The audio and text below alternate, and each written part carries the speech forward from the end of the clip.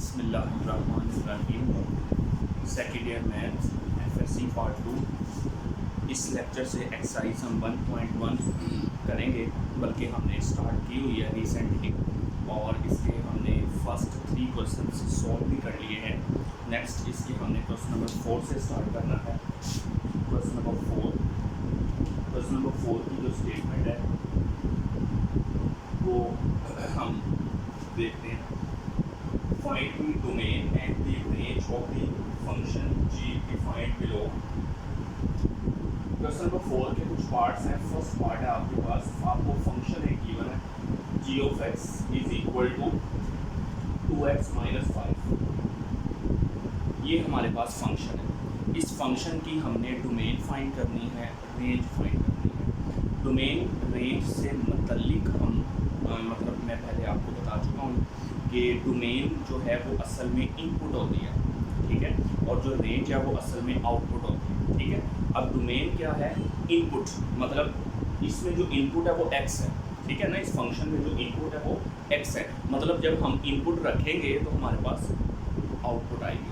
मतलब हम x की वैल्यू रखेंगे, यानी कि इनपुट रखेंगे तो हमारे पास जो आंसर आएगा वो हमारी आउटपुट होगी, यानी कि मतलब इनपुट जो है वो डोमेन है और जो आउटपुट है यानी कि जो आंसर है वो हमारी रेंज है। ठीक हो गया। अच्छा, अब आपने डोमेन कैसे इसकी फाइंड करनी है और रेंज इसकी कैसे फाइंड करनी है। देखें, डोमेन का मतलब है कि आप x की कोई ना कोई वैल्यू रखेंगे। अच्छा, डोमेन और रेंज को निकालने से पहले एक चीज़ आपने इस फंक्शन के लिए माइंड में रखनी है कि आप जो पॉइंट इसमें पुट करें, मतलब x की कोई भी वैल्यू आप इसमें रखें, मतलब x की कोई ऐसी वैल्यू जिस पे ये फंक्शन अनडिफाइंड बन जाए वो हमारी डोमेन का हिस्सा नहीं होगा, ठीक है। वो पॉइंट हमारी डोमेन का हिस्सा नहीं होगा। तो आप बताएं कोई ऐसा पॉइंट हो जो इस फंक्शन को अनडिफाइंड कर दे, इन्फिनिटी कर दे, तो बता दें। अगर हम इसमें x की जगह 0 रखते हैं तो 2 × 0 0 0 माइनस 5, ये तो आंसर माइनस 5 आएगा, मतलब इन्फिनिटी आंसर नहीं आ रहा। कोई भी आप इसमें आप मतलब x की कोई वैल्यू रखते हैं तो उससे ये फंक्शन कभी भी अनडिफाइंड नहीं बनेगा, ठीक है ना। अनडिफाइंड का मतलब इन्फिनिटी आ जाए। तो x की आप कोई वैल्यू रख के देख लें, 0 रख लें, ठीक है, 1 रख लें, 2 रख लें, -1 रख लें, -2 रख लें, कोई भी वैल्यू आप रख लें, ये फंक्शन आपका अनडिफाइंड नहीं बनेगा। मतलब अनडिफाइंड नहीं जब बनेगा तो इसका मतलब है कि हम कोई भी पॉइंट इसमें पुट कर सकते हैं, और जो भी हम पॉइंट इसमें पुट करेंगे मतलब इसकी जो डोमेन क्या बनेगी और रेंज क्या बनेगी। डोमेन इसकी बनेगी आपके पास ऑल रियल नंबर्स, ठीक है। यानी कि ऑल रियल नंबर्स का मतलब है कि आप कोई भी इसमें पॉइंट जो है वो नंबर जो है वो पुट कर सकते हैं, उससे आंसर अनडिफाइंड नहीं आएगा। यानी कि मैथमेटिक्स के तमाम नंबर जो हैं वो मतलब 0 1 2 3 -1 -2 -3 सारे नंबर इसकी डोमेन का, इस फंक्शन की डोमेन का हिस्सा है, ठीक है। तो इसकी रेंज फिर क्या होगी, देखें रेंज हम किस तरह देखें। हम डोमेन का मतलब हम इसमें रख रहे हैं, इनपुट रख रहे हैं ना, क्या रख रहे हैं, ऑल रियल नंबर्स। अब जब इसमें हम ऑल रियल नंबर्स रखेंगे तो हमारा आंसर भी ऑल रियल नंबर्स में ही आएगा। तो इसकी रेंज भी क्या होगी, ऑल रियल नंबर्स, ठीक है। तो इस फंक्शन का कंसेप्ट आपको मैंने क्या बताया, इस फंक्शन का कंसेप्ट आपको ये बताया कि फंक्शन आपका अनडिफाइंड नहीं बनना चाहिए। जिस पॉइंट पे बनेगा वो पॉइंट हम डोमेन में शामिल नहीं करेंगे। तो इस फंक्शन के लिए कोई भी ऐसा पॉइंट नहीं है जिस पे ये फंक्शन अनडिफाइंड बन जाए, यानी कि तमाम नंबर आप बिना झिझक पुट कर सकते हैं, ठीक है। अच्छा, एक चीज़ साथ ही साथ इसमें कही गई है, ग्राफ। इस फंक्शन का आपने जो है वो ग्राफ भी फाइंड करना चाहिए। इस फंक्शन को एक बार हम दोबारा से लिख लेते हैं, g of x is equal to 2x minus 5, ठीक है। अब ग्राफ बनाने के लिए हमें पॉइंट चाहिए होंगे, तो हम सबसे पहले इसमें x की जगह 0 रखते हैं। x की जगह जब हम 0 इसमें रखेंगे तो ये बन जाएगा g of 0 is equal to 2 × 0 minus 5, और आपका आंसर आ जाएगा यहाँ से -5, ठीक है। यानी कि 0 रखने से आंसर आपका -5 आ गया। ये हमारे पास एक और इक्वेशन बन गया। x इज इक्वल टू हम 1 रखते हैं तो 1 रखते हैं x की जगह 2 × 1 -5, हमारा आंसर आ जाएगा 2 - 5 -3, यानी कि 1, 1,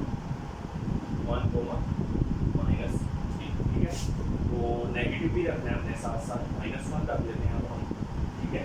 -1 2 इंटू -1 -5, तो ये आ जाएगा -2 -5 -7, यानी -1 -7। फिर हम इसमें जो है वो 2 रखते हैं x की जगह इसमें 2 रखेंगे, g ऑफ 2 इंटू 2 -5, यानी कि 4 -5 -1, तो ये आ जाएगा 2 -1। तो x इज इक्वल टू आगे x -2, g of -2 is equal to 2 into -2 -5 is equal to -9 हो जाएगा, यानी कि -2 -9। तो ये हमारे पास जो है सारे ऑर्डर पे। अच्छा, अब आप कहेंगे कि वैल्यू कितनी रखनी है, क्या मतलब आगे भी हम पढ़ सकते हैं 3 -3 पढ़ सकते हैं, ज़्यादा नहीं, आप इसमें 5-6 वैल्यू रख के देख लें, ठीक है। लेकिन एक बात याद रखें, ग्राफ बनाने के लिए जो आप पॉजिटिव नंबर रखेंगे, जैसा कि यहाँ पे आपने 1 रखा, आपने उसका ऑपोजिट भी रखना है, यानी कि -1, 2 रखेंगे तो -2, 3 पे चेक करेंगे तो -3, ठीक है। तो इससे हमारा ग्राफ जो है वो बेहतर बन जाएगा, ठीक है। अच्छा, अब हमने जो है वो ग्राफ बनाना है, चलिए ग्राफ हम यहाँ पे साइड पे बनाते हैं। मैं सिर्फ वैल्यू को इमेजिन करूँगा, ठीक है, इमेजिन करूँगा। आपने जो है वो नहीं, पेपर में इस तरह का क्वेश्चन आए तो वहाँ पे आपको ग्राफ पेपर दिया जाता है, तो आपने वहाँ पे ग्राफ पेपर का इस्तेमाल करना है, ठीक है ना। चलिए अब इसको हम मेंशन करते हैं, पॉइंट्स तो पहले 0 है, तो x की वैल्यू 0 यहाँ पे होगी और y की वैल्यू -5 है, ये आपकी यहाँ पे होगी। ये मैं इमेजिन करूँगा, जस्ट यहाँ पे हम रख लेते हैं 0, -5, ठीक है। हालांकि होगी थोड़ी सी मतलब आगे करके, लेकिन जगह कम है, इस वजह से हम सिर्फ इमेजिन करेंगे, लेकिन इमेजिन हमने बिल्कुल परफेक्ट करना है, ठीक करना है जी। आगे है 1, x की वैल्यू 1 और y की वैल्यू -3, ठीक है, ये यहाँ पे 1 होगा, ठीक है, और y की वैल्यू -3 आपकी होगी यहाँ पे, ठीक है। यहाँ पे मतलब फॉर एग्जाम्पल 1 होगा, तो आपका कुछ यहाँ पे करके पॉइंट बनेगा 1, -3, ठीक है। एक ये बन गया और एक ये बन गया। अच्छा, आगे x की वैल्यू -1, ये कुछ यहाँ पे होगी, और y की वैल्यू -7, ये ज़रा नीचे करके होगी। तो यहाँ से जब हम डॉटेड लाइन ड्राइंग करेंगे तो हमारा पॉइंट कुछ यहाँ पे करके बनेगा, यानी कि -1, -7। अब x की वैल्यू 2, y की वैल्यू -1, x की वैल्यू 2 यहाँ पे होगी और y की वैल्यू -1 हमारी कुछ यहाँ पे होगी। तो हमारा आई थिंक यहाँ पे करके पॉइंट बनेगा 2, -1, ये आप पॉइंट को याद रखें, ठीक है। अच्छा, x की वैल्यू -2 यहाँ पे होगी, यहाँ पे करके, और y की वैल्यू -1 नीचे करके होगी, तो हमारा पॉइंट कुछ यहाँ पे करके बनेगा -2, ठीक है। इसको हम यहाँ से डॉट कर देते हैं पॉइंट्स।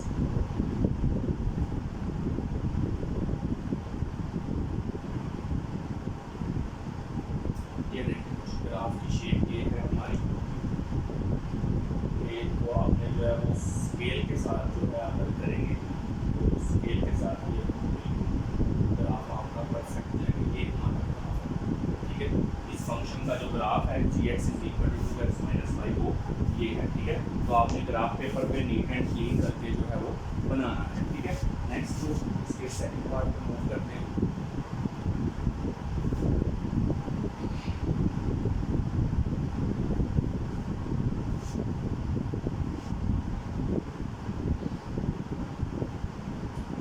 इसका सेकंड पार्ट जो है वो क्या है हमारे पास, g(x) = x² -4 और इसका स्क्वायर रूट, ठीक हो गया जी।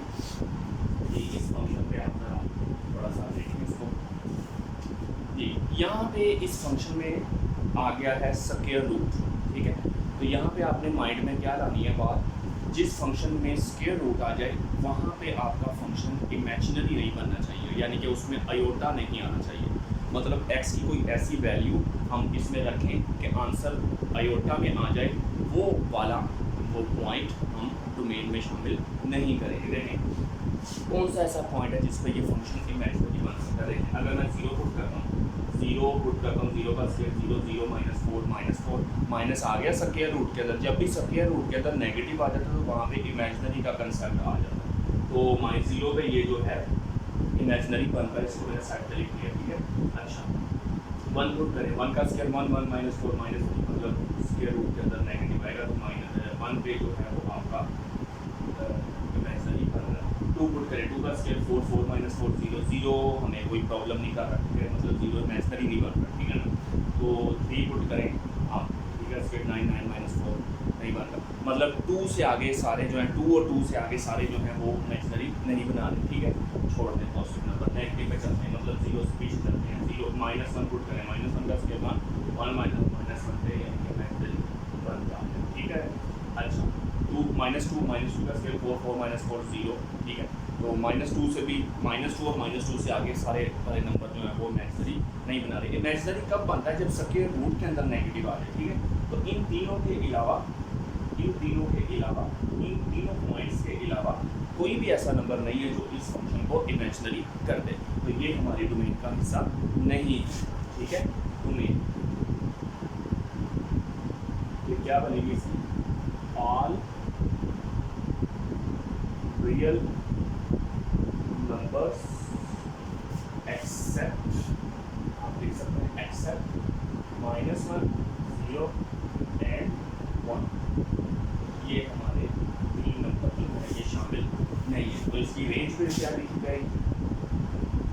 रेंज पे क्या लिखी जाएगी? देखें, इन तीनों को तो निकाल दिया आपने, अब ये वाले रियल नंबर बचे, तो रियल नंबर जब हम पुट करते हैं तो आंसर भी हमारा रियल नंबर ही आता है। और रियल नंबर, ठीक है। इसका ग्राफ आप खुद से ड्रा कीजिएगा, कोई मतलब पॉइंट्स वगैरह मेंशन करके, ठीक है। तो इसका एक हम देख रहे हैं 7 वाला पॉइंट, ठीक है। बाकी आपने ट्राई करना है इसको। G of x is equal to x square minus 3x plus 2 over x plus 1, x should not be equal to minus 1, ठीक है। x should not be equal to minus 1, ठीक है। अब ये जो फंक्शन है इसके अंदर आप नोट करें, इसकी हमने डोमेन बनानी है और रेंज, एक डोमेन बतानी है और एक रेंज बतानी है, ये बताइएगा। इसके इस फंक्शन के आगे एक चीज़ आपको कंडीशन भी हो, x not equal to minus one, x should not be equal to minus one, मतलब माइनस वन पे ये फंक्शन जो है इमेजिनरी बनेगा, सॉरी अनडिफाइंड बनेगा। इमेजिनरी उस टाइम बनता है जब स्क्वायर रूट है, स्क्वायर रूट का यहाँ पे कोई नामो निशान नहीं है, तो ये फंक्शन माइनस वन पे क्या बनेगा? अनडिफाइंड। कैसे बनेगा देखते हैं। अब मैं अगर यहाँ पे डिनोमिनेटर में आप जाएँ, एक्स की जगह माइनस वन पुट करें, minus one plus one zero, आपको मैंने बताया था कि जब भी डिनोमिनेटर जीरो बने तो सारा आंसर किसमें आ जाता है? अनडिफाइंड, यानी कि इन्फिनिटी में आ जाता है, ठीक है। तो एक्स माइनस वन नहीं होना चाहिए, यानी कि यहाँ पे इस फंक्शन में आपको कंडीशन बता दिया, नीट बता दिया, ठीक है। तो इस फंक्शन की जो डोमेन बनेगी वो बनेगी all real number except minus one, ठीक है। अच्छा, इसको लिखने का एक और भी तरीका है, और क्या है कि मैं इसके आगे लिखूँगा। अगर आप ये सारी सेंटेंस नहीं लिखना चाहें तो आप सिंपल लिख सकते हैं, ये आर डाल दें, बड़ा रियल नंबर को शो करेगा, और इसमें से निकाल दें तो कौन सा नंबर? माइनस वन को आपने ब्रैकेट में मेंशन कर दें, ठीक हो गया। अब देखिए माइनस वन निकल गया, बाकी तमाम रियल नंबर शामिल हैं, तो रियल नंबर जब हम पुट करेंगे फंक्शन के अंदर तो आंसर भी क्या आएगा? रियल नंबर आएगा, और रियल नंबर्स, ठीक है। यहाँ और क्या है कि आप अगर ये सारा सेंटेंस नहीं लिखना चाह रहे तो आप जस्ट सिंपल रेंज के लिए आप इसमें लगा सकते हैं, ठीक है। तो ये था आपका क्वेश्चन नंबर 4। इसके पार्ट्स थे कुछ, मैंने 3 पार्ट्स इसके डिस्कस किए, first part, second part and 7 part. बाकी पार्ट्स आप इसके जो है वो ट्राई करें खुद से, ठीक होगा। नेक्स्ट हमने जाना है 5 क्वेश्चन पे।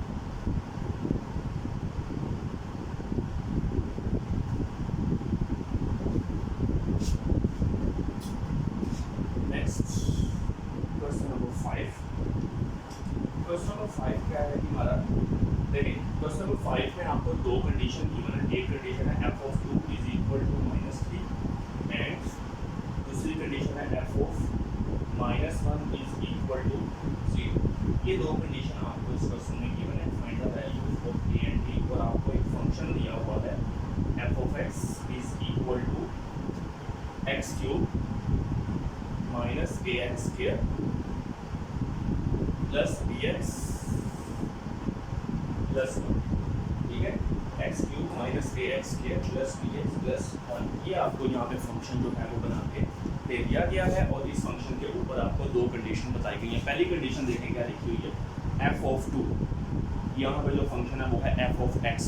तो क्या फ़र्क नज़र आ रहा है, यहाँ पे इनपुट एक्स है और यहाँ पे इनपुट 2 है। तो इसमें इस फंक्शन में हम इनपुट क्या रखेंगे, 2 रखेंगे। तो जहाँ जहाँ एक्स है वहाँ आप 2 रख दें। F of 2 is equal to 2 का क्यूब माइनस ए 2 का स्क्वायर प्लस बी 2 प्लस 1। अब आप देखें यहाँ पे ये लेफ्ट साइड बन गई है एफ ऑफ 2, और एफ ऑफ 2 इसके बराबर है -3।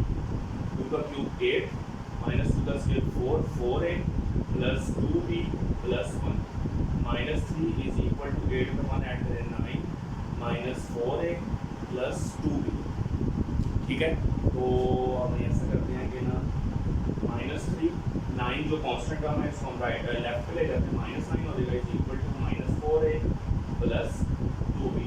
ये बन जाएगा -12 is equal to -4a plus 2b। हम ऐसा करते हैं कि पूरी इक्वेशन को हम -2 पे डिवाइड कर देते हैं, डिवाइडिंग बाय -2। ठीक है, तो ये बन जाएगा -12 ओवर -2, क्योंकि नेगेटिव नंबर नेगेटिव साइन भी आ रहा है ना, तो वो कैंसिल हो जाएगा हमारा। ठीक है, प्लस 2b ओवर -2 -2 से डिवाइड कर दिया। ये यहाँ पे कट के क्या बन जाएगा 6, ये 6 बन जाएगा, ये 2 बन जाएगा, और ये 2 से कैंसिल हो जाएगा। माइनस माइनस भी कट जाएगा, 6 आ जाएगा, ये माइनस माइनस भी कट जाएगा, 2a plus minus minus b। ये हमारे पास दिस इज इक्वेशन नंबर 1। ठीक है, यहाँ पे जो दूसरी कंडीशन है वो क्या है हमारे पास, F of -1 is equal to 0। अब हम क्या करेंगे, इस फंक्शन के अंदर ये जो फंक्शन है हमारा, लिखता हूँ मैं दोबारा से, f of x is equal to x cube minus A x square plus B x plus 1। ठीक है, इसमें हम एक्स की जगह क्या रखेंगे, -1 रखेंगे। -1 इज इक्वल टू -1 का क्यूब माइनस ए -1 का square plus b -1 plus 1। F of -1 किसके इक्वल है, 0 पे, तो यहाँ पे 0 आ जाएगा। -1 का क्यूब -1 का स्क्वायर प्लस 1 माइनस ए आ जाएगा, माइनस बी आ जाएगा, प्लस 1 आ जाएगा। यहाँ से +1 और -1 यहाँ से कैंसिल हो जाएगा, तो यहाँ से आ जाएगा 0 इज इक्वल टू -a और -b। अब आप क्या करें, यहाँ से काम कर लें, माइनस कॉमन कर लें, ब्रैकेट में आ जाएगा a प्लस b, ये माइनस उधर जाके खत्म हो जाएगा, 0 is equal to a plus b। ये हमारे पास इक्वेशन नंबर 2 आ गई। इन दोनों को साइमल्टेनियसली सॉल्व कर लें, दोनों को हम ऐड कर देते हैं। ठीक है, यहाँ पे हम लिख देते हैं बाय एडिंग इक्वेशन 1 है 6 is equal to 2a minus b। Equation 2 है 0 is equal to a plus b। ये इक्वेशन 1 है और ये इक्वेशन नंबर 2।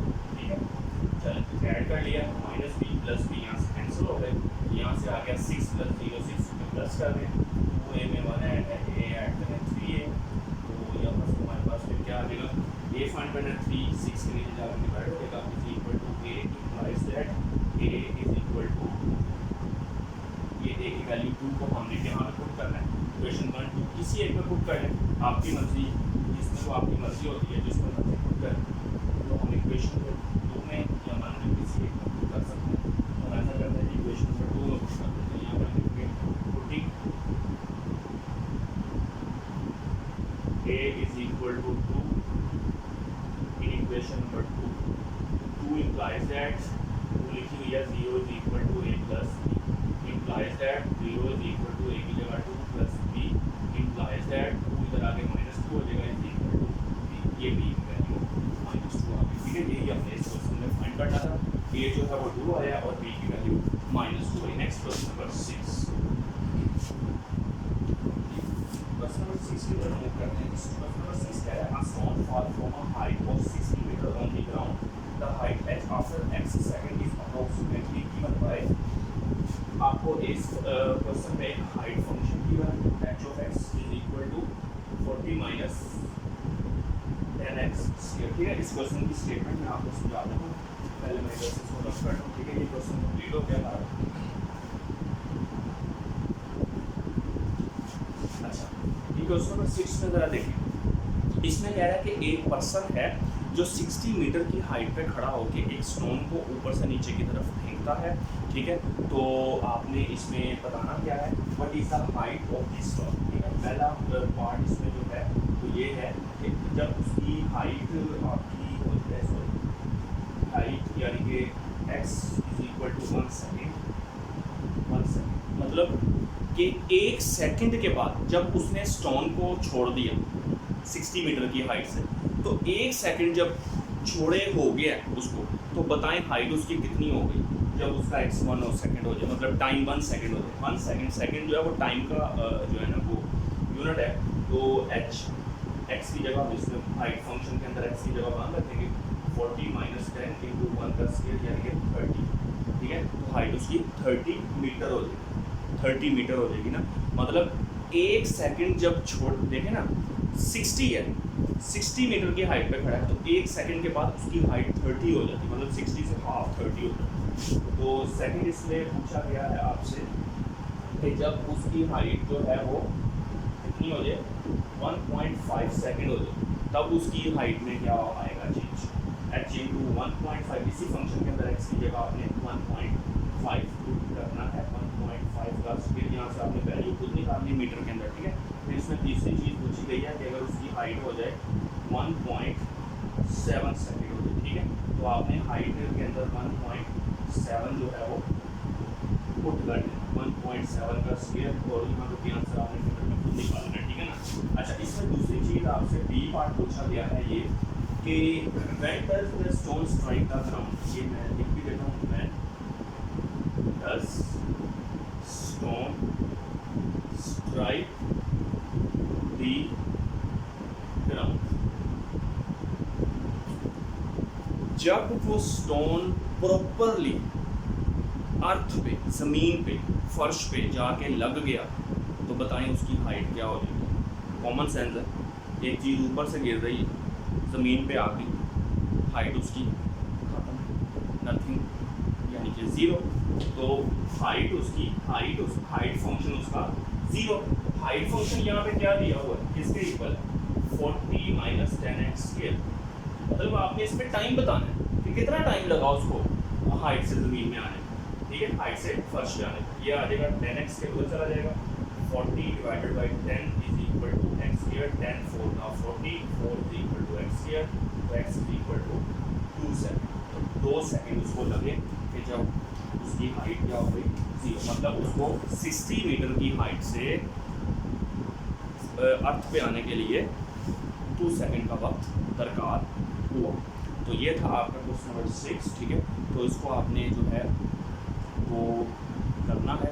ठीक है, और अगर आपको जो होमवर्क मेरे इस लेक्चर में मिला है वो आपका है क्वेश्चन नंबर 4 का, क्वेश्चन नंबर 4 के जो मेन पेज वाले क्वेश्चन हैं, अगर आपको उनमें कोई भी प्रॉब्लम आए तो आप इस वीडियो पे कमेंट कर सकते हैं, मैं आपको वो समझा दूँ। और हम फिर इस लेक्चर को यहाँ पे ख़त्म करते हैं और नेक्स्ट लेक्चर से इसके बाकी एक्सरसाइज के जितने क्वेश्चन रहेंगे वो हम कवर करने की कोशिश करेंगे।